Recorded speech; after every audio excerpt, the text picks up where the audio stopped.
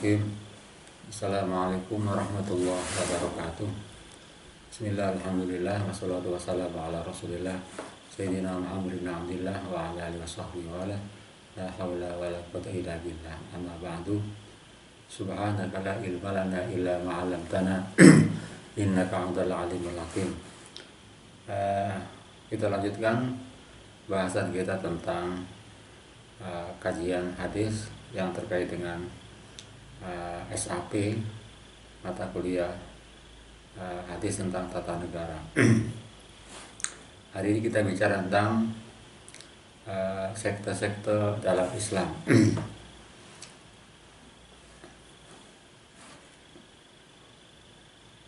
Haddatsana Hisham ibnu Ammar, haddatsana Al-Walid ibnu Muslim, haddatsana Abu Amr, haddatsana Qatadah an Anas bin Malik qala Rasulullah sallallahu alaihi wasallam.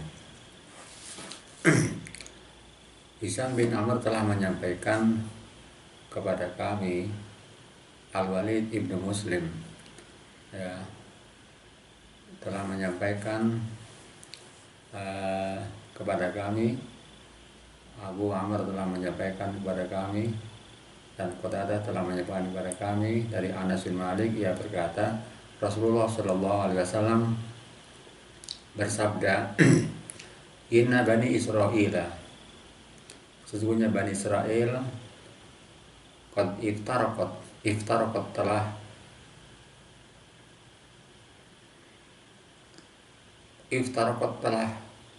bercerai-berai, telah terpecah, ya.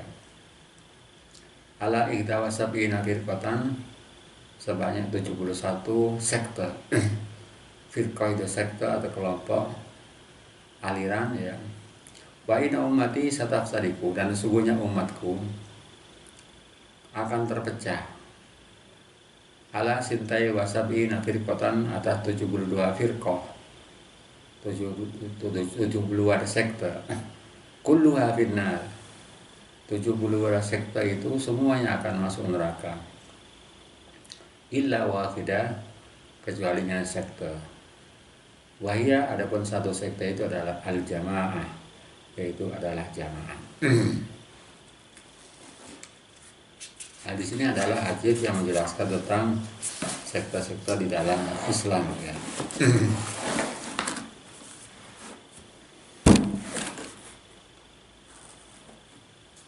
Penjelasan hadis tentang sekte-sekte dalam Islam,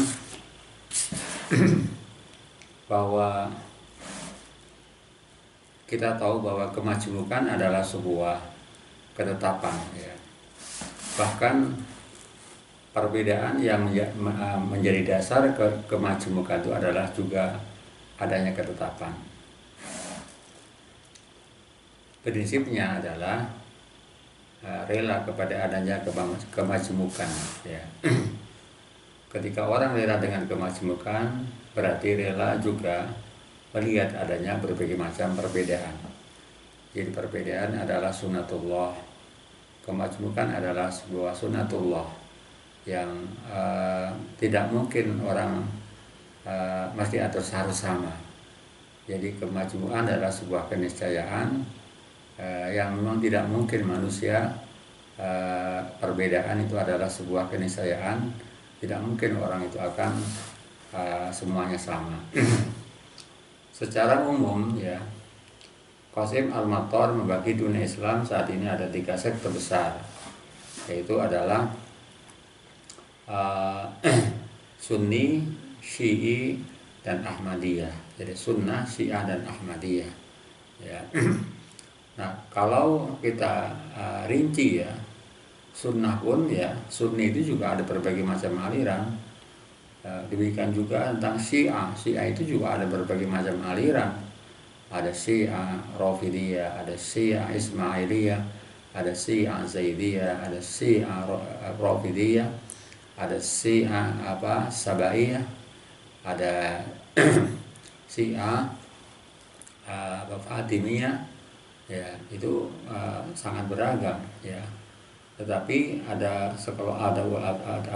ulama mengatakan bahwa secara garis besar bahwa sekte-sekte besar umat ini, dunia Islam itu dibagi menjadi tiga, antara Sunni, Syi'i dan Ahmadiyah. Imam Wahbah Zuhaili juga mengakomodir berbagai macam aliran fikih, ya. Ada mazhab Syafi'i, ya, mengakomodir berbagai macam fikih yang berkembang sekarang. Ada mazhab Syafi'i, ada mazhab Hanafi, kemudian mazhab Hambali, kemudian mazhab Zahiri, ya. Ada Syiah Zaidiyah, ada Syiah Imamiyah, ada Ibadiyah, ya. Dan sebenarnya mazhab itu bukan hanya terpolarisasi atau terkelompok pada mazhab-mazhab yang ada. Karena mazhab dalam fikih itu juga banyak sekali. Mazhab Al-Lais, An-Nakhai misalnya, Rohaweh, ya. Kemudian ada mazhab Al-Muzani, ya.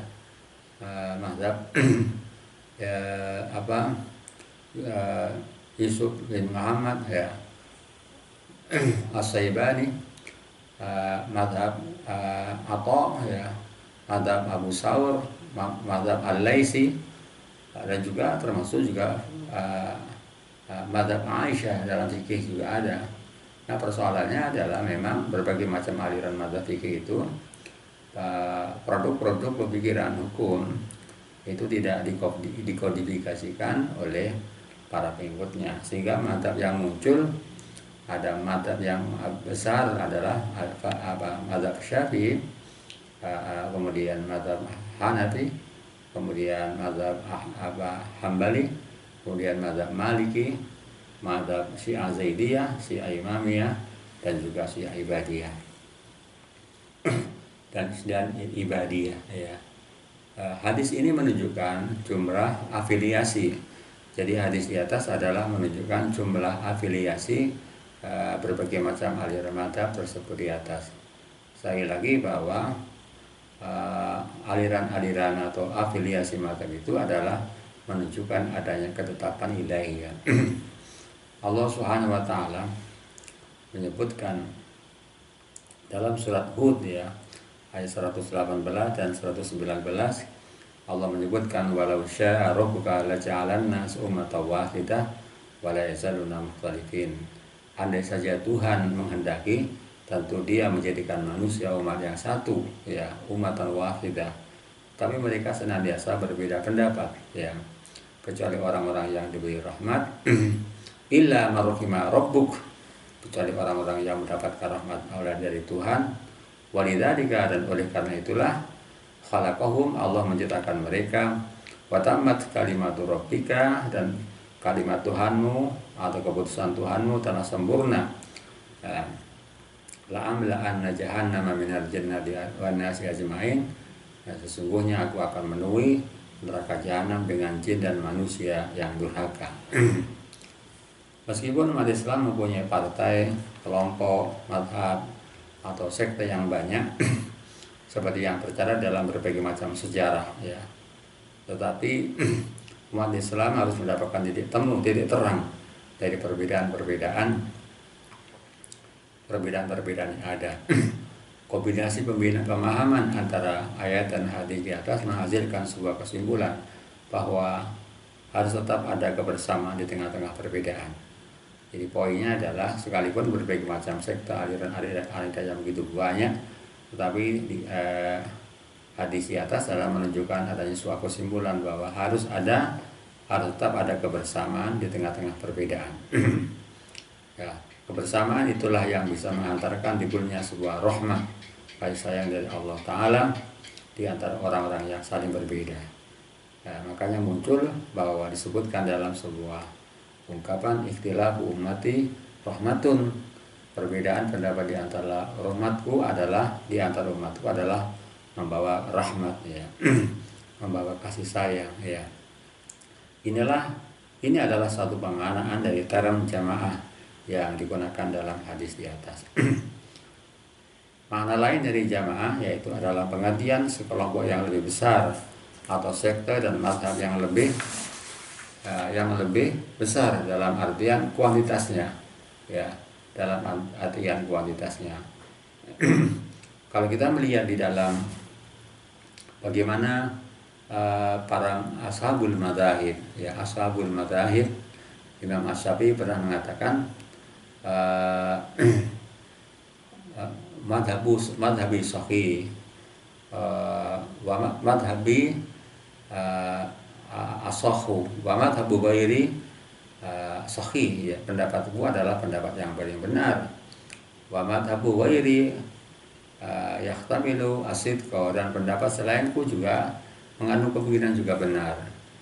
Wa idza apabila pendapatku wa idza kana madhabi, ya bertentangan dengan hadis, ya hadis yang sahih, fadhab alal jidar, ya fatrah alal jidar. Kalau pendapatku adalah bertentangan dengan pendapat hadis yang sahih, wa idza kana madhabi yukhalifan al fatrah alal jidar, ya wa idza kana hadis sahihan fa huwa madhabi. Apabila hadis itu sahih, maka itu adalah menjadi pendapatku, ya. Banyak berbagai macam statement, pendapat-pendapat yang digunakan oleh para ulama madzhab, ya, yang memberikan sebuah menghargai adanya sebuah keberagaman, ya, menghargai adanya sebuah keberagaman di antara pendapat-pendapat di dalam dari aspek fikih, kajian fikih, ya. Makanya Imam Asy-Syafi'i mengatakan wa idza kana al hadisu sahihan, apabila hadis adalah sahih, maka itu adalah pendapatku. Kemudian di dalam hadis lain Rasulullah mengatakan man kharaja minat taati wa faraqa al jamaah, barang siapa yang keluar, ya barang siapa yang keluar minat taati dari ketaatan, ya wa faraqa al jamaah, dan tidak mau bergabung dengan jamaah, famata mitatan jahiliyatan, kemudian dia mati, maka matinya seperti mati jahiliyah. Wa man qatala tahta rayatin, dan siapa mati di bawah bendera ummiyatin, jadi rayatin ummiyatin, bendera kefanatikan, yaghdabu li asabatin, dia marah karena ada fanatik kesukuan, ya. Au yad'u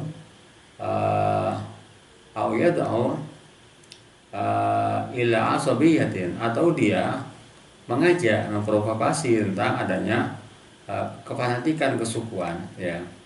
Au yang suruh asabatan, atau dia menolong au yang suruh asabiyatan, atau dia menolong adanya kefanatikan kelompok, ya.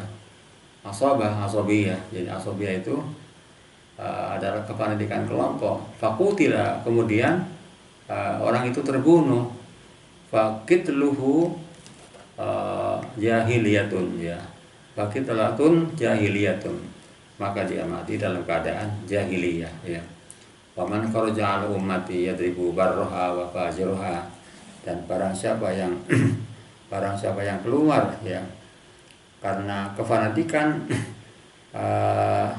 kepada umatku, yadribu barroha, kemudian menyerang orang-orang yang baik, memukul orang-orang yang baik, menyerang orang-orang yang baik, ya, ataupun orang-orang yang jahat, wala yatahasya min mu'miniha, dan dia tidak peduli, ya, ketika dia menyerang, memukul tadi, tidak peduli mu'miniha, ya, tidak mempedulikan orang mukmin, ya, padahal yang diserang adalah orang mukmin.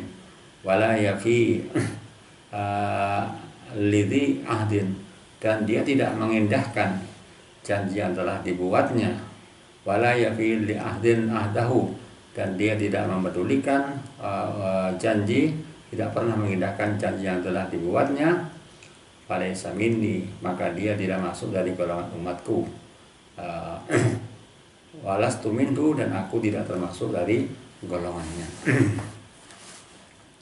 Bahkan di dalam hadis lain Rasulullah mengatakan laisa minna man ta'ala asabiyatun, ya, bukan termasuk golongan umatku orang yang memprovokasi atau yang mendeklarasikan kepada persoalan-persoalan fanatisme, ya, fanatisme yang buta, ya.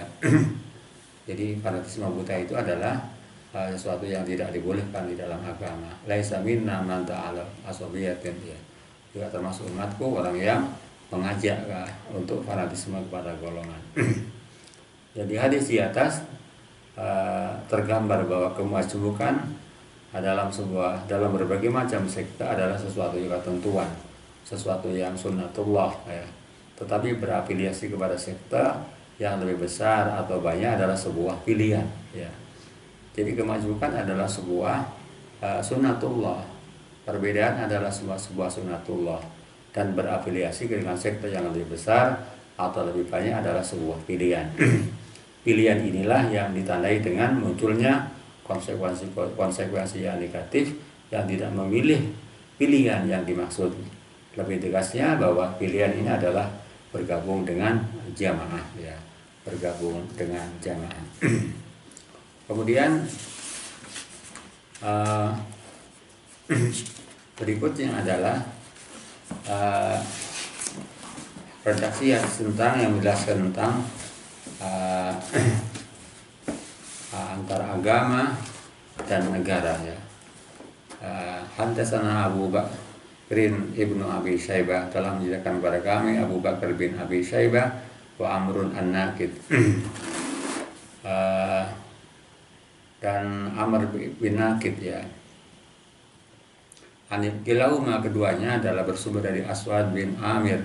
Qala Abu Bakar berkata, haddatsana Aswad bin Amir, telah menceritakan kepada kami Aswad bin Amir.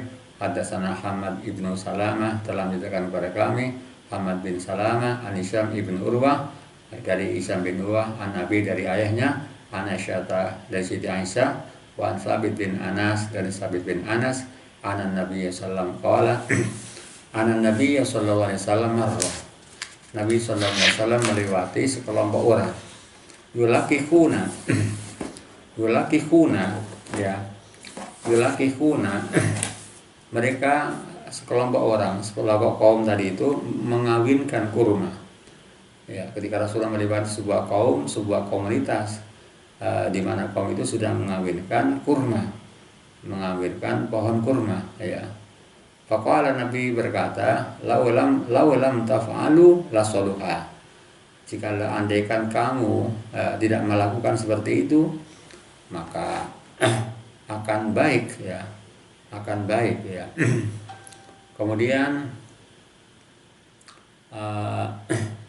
qala, rawi hadis berkata, fakharaja shishan, ya, ternyata kurma tersebut tumbuh dalam keadaan rusak. Fakharaja, maka kurma itu shishan, tumbuh dalam keadaan rusak.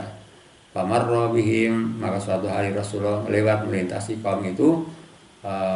Faqala, Nabi bertanya, malin ahlikum, ya, malin ahlikum, bagaimana keadaan kurma kalian semuanya? Qalu, kaum itu menjawab, qultu kada, ya, qultu kada, aku, qalu qulta kada, ya, baginda Rasulullah jenengan menyarankan untuk melakukan ini seperti ini, ya, melakukan ini dan itu, ya. Qalu qulta kada, qalu, kaum itu menjawab, qulta, jenengan menyarankan kada wa kada. Qala, Nabi mengatakan, beliau bersabda, antum a'lamu bi umri dunyakum, antum a'lamu bi amri dunyakum, kalian lebih mengetahui tentang urusan dunia.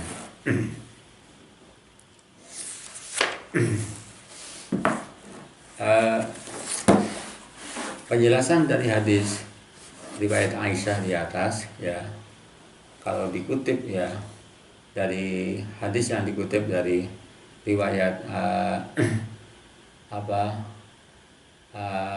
Hisham bin Urwah yang bersudara ayahnya, adalah kalimat, ya, poin penting adalah antum a'lamu bi umuri dunyakum, ya. Ada catatan penting dari hadis ini adalah Rasul mengatakan antum a'lamu bi umuri dunyakum, ya.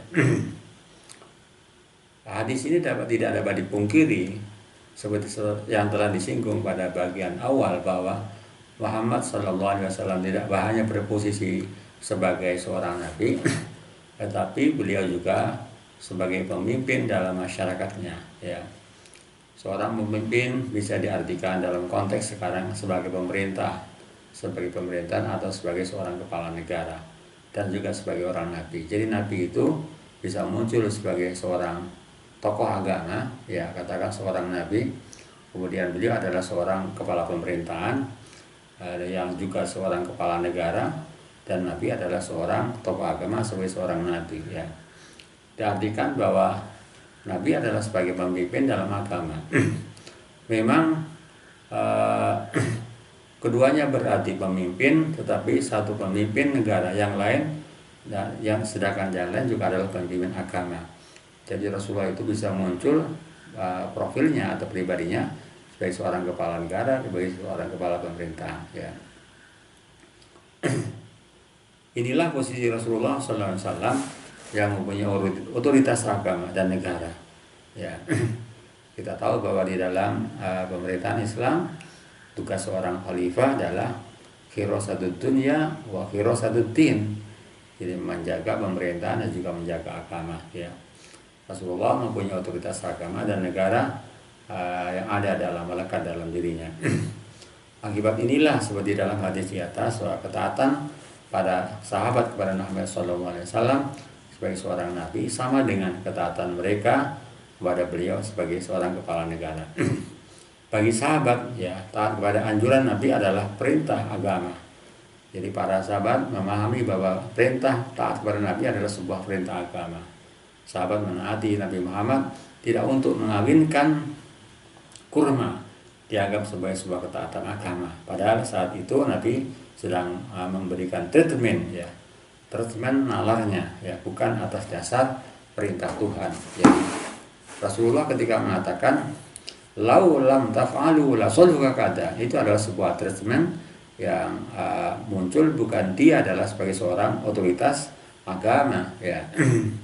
Bukan sebagai perintah dari Tuhan. Itu adalah sebuah ijtihad Nabi sendiri, ya. Sehingga tanaman kurma pada sahabat tidak berhasil tumbuh dengan baik. Lantas Rasulullah mengatakan dalam kalimatnya, antum a'lamu bi umri dunyakum. Imam Nawawi menuliskan kalimat yang seolah-olah bernada sekuler, ya. Kemestian menuruti hal-hal keagamaan yang dititah oleh Nabi, tidak menuruti hal-hal keduniaan yang diusulkan atas dasar-dasar beliau, ya. Jadi bahwa ketika perintah Rasulullah itu tidak semuanya harus ditaati, ya. Karena bisa aja perintah itu berasal dari sebuah ijtihad beliau, ya. Berasal dari ijtihad beliau, pemikiran beliau yang tidak bersumber pada wahyu. Dalam kajian fikih, ya, dalam kajian tasyri', sejarah tasyri', ya, kita banyak kasus-kasus yang terkait dengan bagaimana Allah Subhanahu wa taala menegur kepada Rasulullah SAW atas kasusnya seorang sahabat bernama Ibnu Ummi Maktum, ya. Abdullah bin Ibnu Ummi Maktum, beliau adalah seorang yang muadzin Rasulullah. Beliau adalah seorang yang buta, di mana butanya Ibnu Maktum ini adalah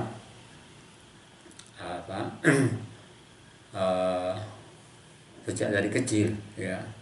Dan datanglah Abdullah bin Ibnu Maktum ini pada Rasulullah, ya Rasulullah, ana dharir, ya, ana dharir, ya, ana dharir, ya, laisa li qaidun yaquduni lis-shalah. Saya tidak ada seorang guide yang menuntun aku untuk melaksanakan sholat jamaah, ya. Kemudian beliau mengatakan,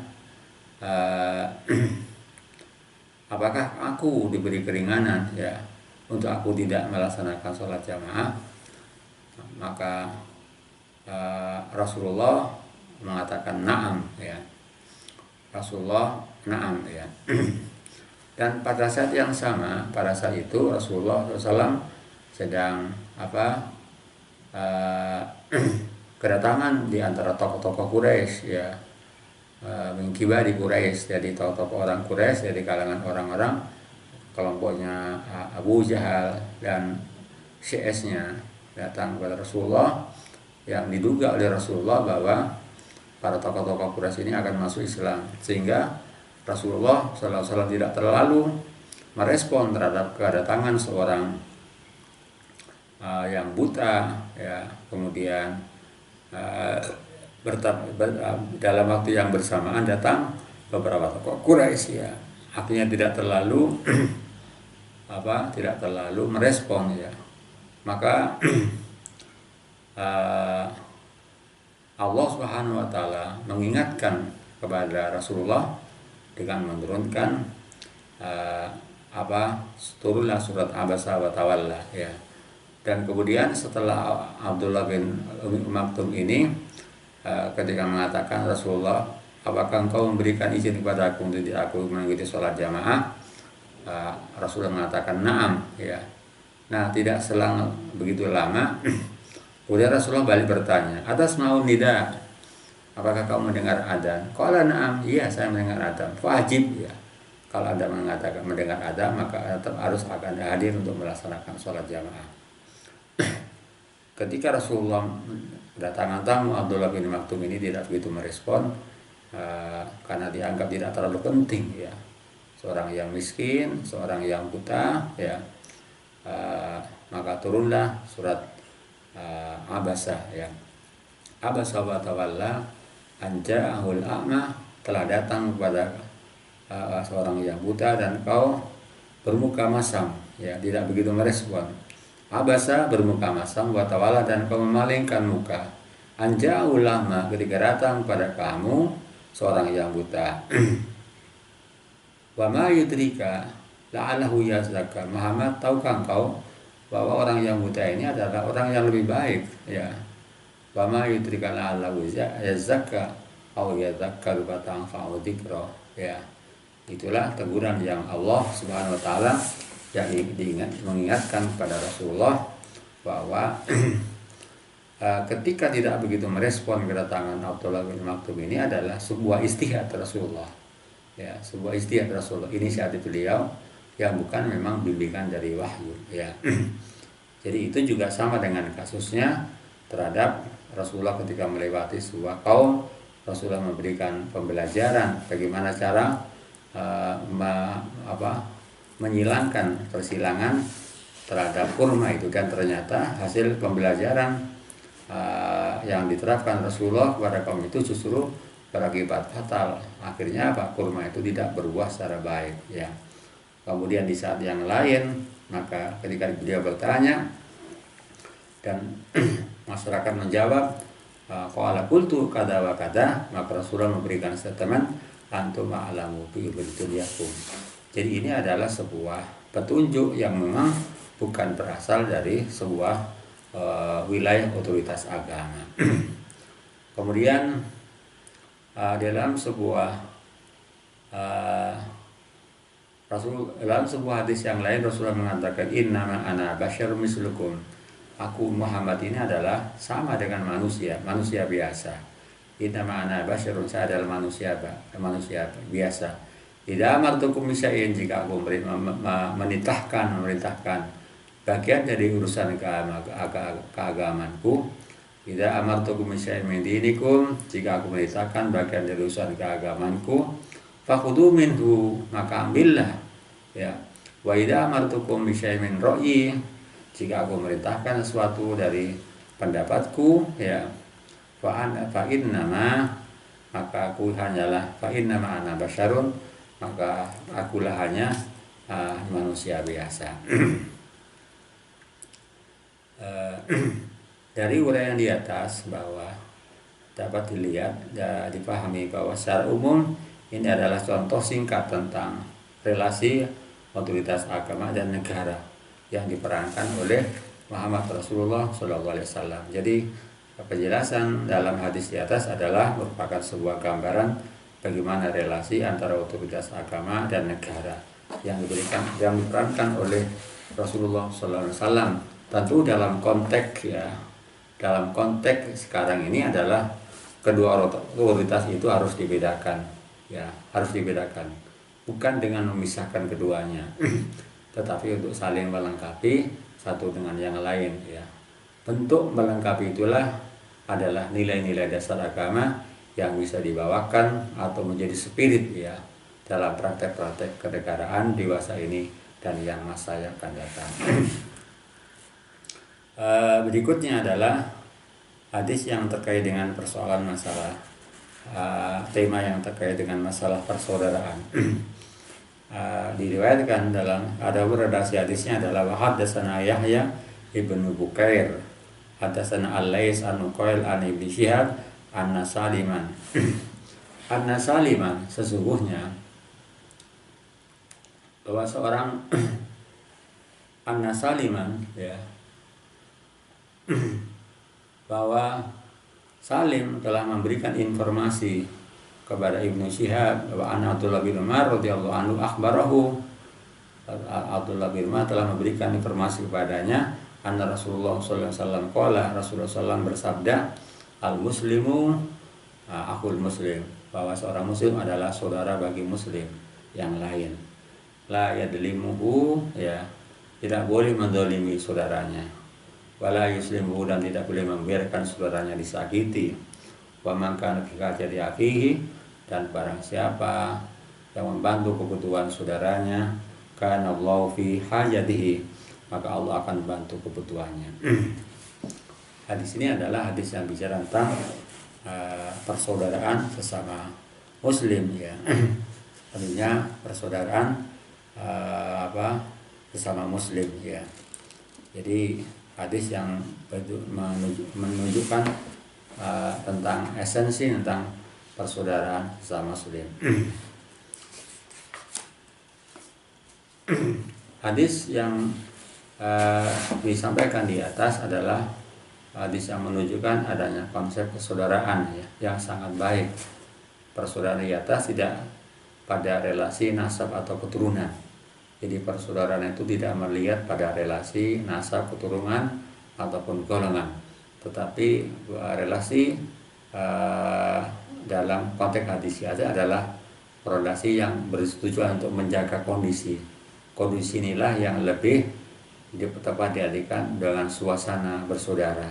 Al muslimu akul muslim. Jadi suasana rasa persaudaraan, ya, suasana rasa persaudaraan. Seorang muslim yang lain yang memiliki agama yang sama, ya, adalah juga saudara antara muslim yang satu dengan yang lain, bukan karena unsur kesamaan itu. Hadis ini juga mempertegas bahwa rasa ini baru akan muncul setelah antara samanya tidak saling menganiaya dan atau menyakiti dan saling membantu. Itu adalah realisasi dan relasi antara sesama muslim dan muslim adalah untuk saling membantu, tidak boleh saling menyakiti, tidak saling menyakiti, tidak saling membuli, dan tidak saling menjelekkan, ya, tidak saling mengkafirkan. Itu adalah esensi nilai-nilai persaudaraan yang diungkapkan Rasulullah di dalam hadis riwayat Abdullah bin Umar, ya, al muslimu akul muslim la yadlimhu wa la yuslimhu wa man kana fi hajatihi kana Allahu bihi. Hadis yang menekankan pentingnya persaudaraan sesama muslim, sesama satu agama untuk saling membantu dan saling menolong.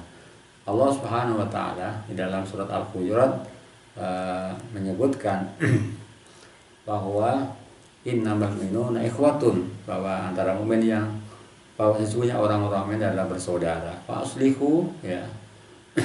Oleh karena itu fa aslihu, maka damaikanlah baina akhwaikum, di antara kedua saudara kamu. Wattaqullah, dan bertakwalah kepada Allah supaya kamu la'allakum wattaqullah la'allakum turhamun, supaya kamu mendapatkan rahmat.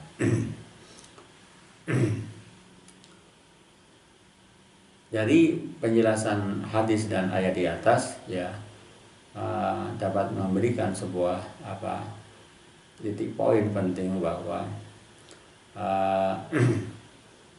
munculnya adanya persaingan, adanya atau permusuhan, ya, karena adanya sikap saling menganiaya dan saling menyakiti, ya.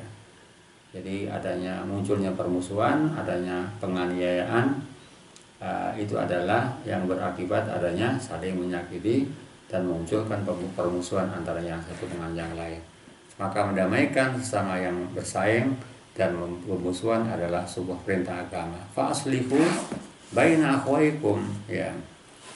Dalam ayat tadi dikatakan Al-Hujurat, ketika ada sesama muslim atau sesama kelompok yang berbeda, maka tugas kita seorang muslim adalah fa'aslihu, melakukan sebuah rekonsiliasi, melakukan islah, ya, antara sama kelompok atau bersama bersama golongan yang saling bersaing dan bermusuhan adalah merupakan perintah agama yang bisa menumbuhkan rasa persaudaraan. Dalam hadis lain Rasulullah SAW menyebutkan matalul mu'minina fitawadihim wa taraqihim wa taraqumihim wa ta'atufihim matalul jasadil waqi idza staka minhu udwan tada'alahu sairul jasadi bisari wal humma. Perumpamaan seorang mukmin, perumpamaan orang-orang mukmin dalam hal saling mengasihi dan saling belas kasihan, ya, dan saling cinta itu adalah bagaikan satu jasad. Apabila salah satu tubuh idastaka udwan, apabila salah satu anggota tubuh, ya, ada yang sakit, ya, ada yang mengeluh, ada yang sakit, ya, maka tadala'u sahirul jasadi bisari wal humma, maka seluruh anggota tubuh yang lain gelisah, ya, dan panas demam, ya. Itu adalah betapa pentingnya menumbuhkan persaudaraan antara yang satu dengan yang lain. Ketika orang muslim disakiti, maka kita juga harus merasa sakit. Ketika orang muslim didiskreditkan, ya, dilakukan tindakan kekerasan, maka kita juga akan merasa sakit. Itulah pentingnya rasa persaudaraan di antara sesama muslim. Kemudian dalam hadis di atas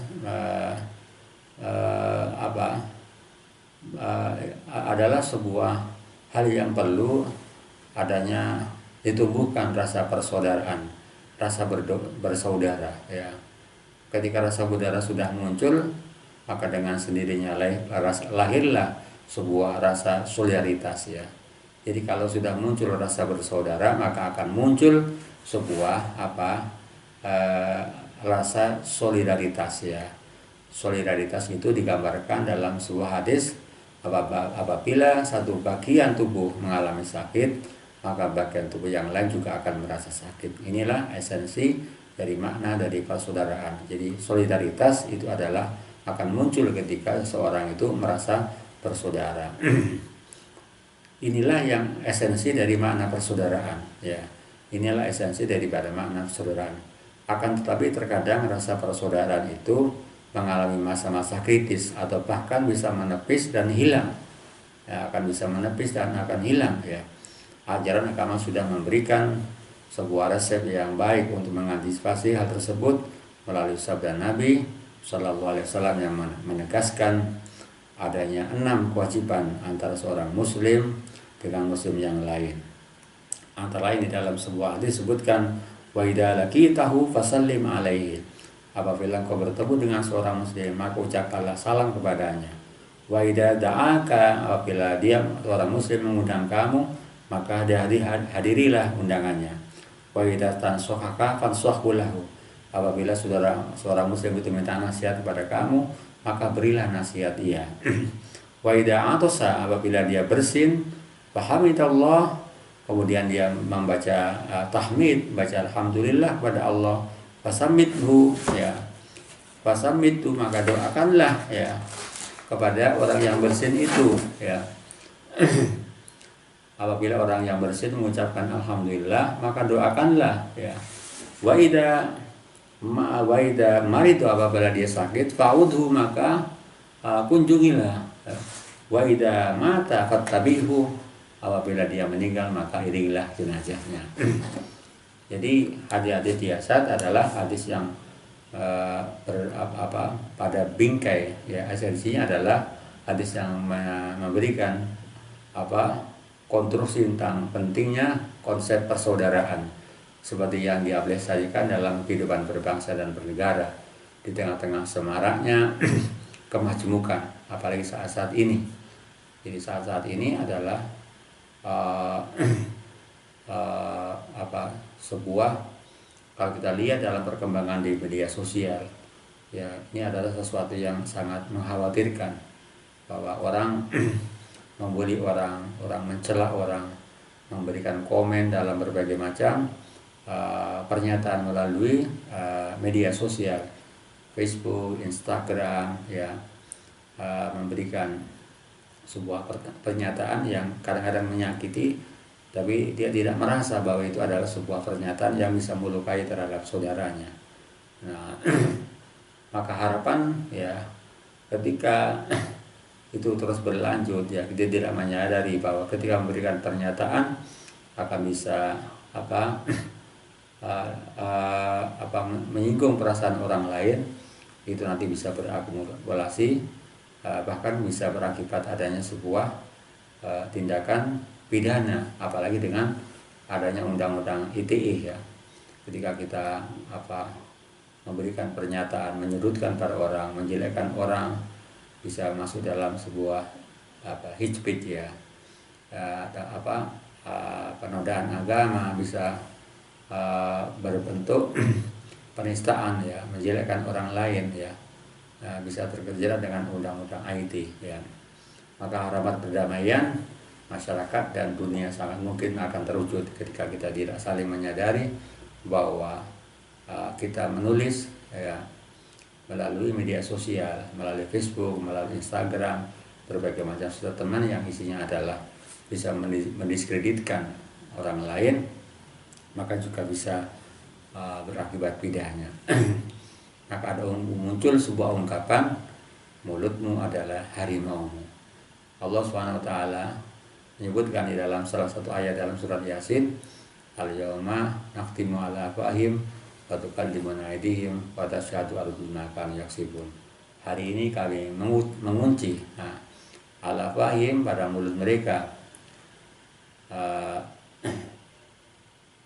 al-yawma nakhtimu ala afwahihim wa al-yawma nakhtimu alaihim wa tukallimuna aydihim, dan tangan mereka akan berbicara, wa tashhadu arjuluhum bima kanu yaksibun, dan disaksikan oleh kaki mereka bima kanu yaksibun, terhadap apa yang mereka lakukan. Jadi kalau kita menulis SMS atau menulis Facebook atau menulis Instagram, ya, menulis komen-komen di beberapa media massa, kalau kita bisa menyinggung orang lain, orang lain bisa tersinggung, kelompok lain bisa tersinggung, dan orang lain bisa melaporkan bahwa tulisan yang kita tulis dengan tangan kita di media sosial itu bisa berujung kepada sebuah pidana, ya. Oleh karena itulah maka kita harus lebih berhati-hati dalam memberikan komen atau memberikan pernyataan, bahwa jangan sampai pernyataan dan komentar kita bisa melukai kepada orang lain, ya. Dan kalau kita melukai orang lain, ya, maka orang yang dilukai itu, maka itu kita telah melakukan sebuah kejahatan, kita telah melakukan perbuatan dosa.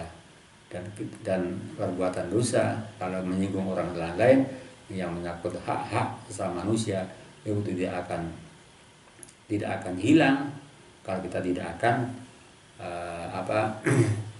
tidak akan minta maaf kepadanya.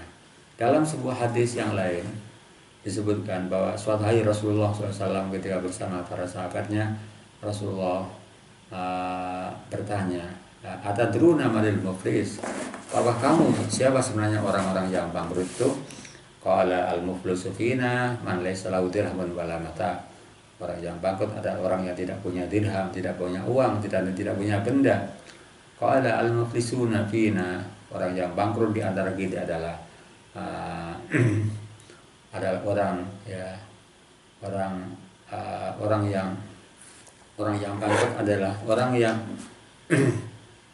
orang yang sholatnya sempurna, hajinya sempurna, ya, kemudian puasanya sempurna, ya, wasyatama hada, ya, Ya, orang yang ibadahnya oke, sholatnya oke, puasanya oke, zakatnya oke, ya, dan sedekahnya oke. Tetapi fasatamahada, dia mencela, mencerca ini, waturabahada, dia menghardik ini, memukul ini. Al-muflisu bina, orang yang bangkrut adalah man ya'ti bisyamin.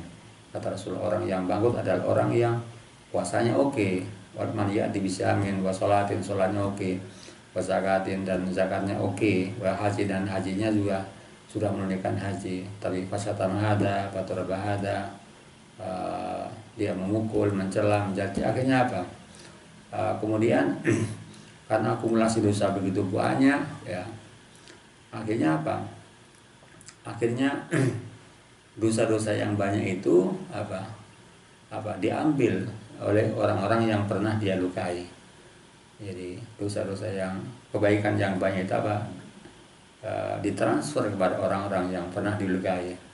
Artinya apa? Fa'in faniyat hasanatu. Artinya apa? Kebaikannya, seluruh amal baik itu adalah menjadi habis. Fa'in faniyat hasanatu, kalau dia adalah kebaikannya sudah habis, kemudian dilemparkan dia ke neraka. Ini adalah pentingnya kita untuk saling menghargai, menjaga persaudaraan, jangan sampai ada orang lain yang tersinggung. Dan itu kalau orang lain bisa tersinggung, maka seluruh kebaikan-kebaikan yang kita lakukan maka akan habis, dikurangi terhadap kejahatan, kesalahan-kesalahan yang telah kita lakukan kepada orang lain. Itulah hal yang terkait dengan topik kajian kita hari ini adalah tentang tema adalah sekte-sekte dalam Islam, yang bicara tentang adanya perlu adanya saling menghargai dalam membangun sebuah persaudaraan, ya. Itu adalah titik poin, ada penjara ditemu di antara berbagai macam aliran-aliran sekte-sekte yang ada, bahwa perbedaan adalah sebuah sunnatullah, perbedaan adalah rahmat, ikhtilaf hurmati ummatun, ya. Perbedaan adalah sebuah kekayaan, sebuah kekayaan. Jadi ketika perbedaan banyak itu adalah merupakan sebuah aset yang kalau kita bisa menjaga, maka adalah merupakan sebuah aset bangsa yang memang perlu kita saling menghargai, dan itu menjadikan modal dalam membangun sebuah modal sosial dalam kehidupan berbangsa dan bernegara. Terima kasih. Insya Allah kita lanjutkan di pertemuan yang lain. Mohon diperhatikan hadis-hadis yang tadi sudah saya jelaskan. Kurang lebihnya mohon maaf. Akhirul kalam. Assalamualaikum warahmatullahi wabarakatuh.